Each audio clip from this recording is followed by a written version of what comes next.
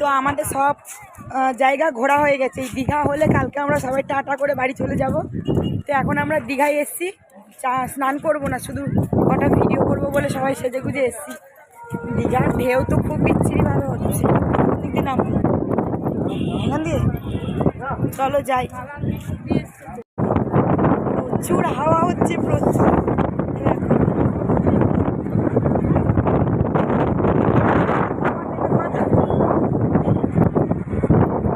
এবার একটু ভালো জায়গায় চল, এখানে পাথরগুলো ভালো না,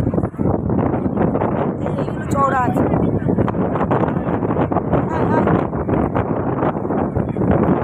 আমরা অনেকজন মিলে এসেছি এখানে, আর আমি শাড়ি পরে এসেছি, যদি পা বেঁধে পড়ি ব্যাস মাথা মাথা সব ফেটে যাবে।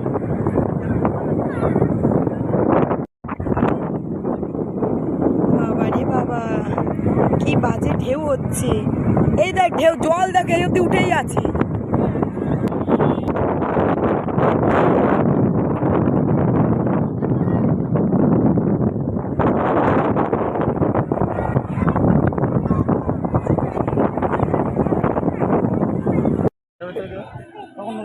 সুদীপ দ্বারা চলে গেছে মানে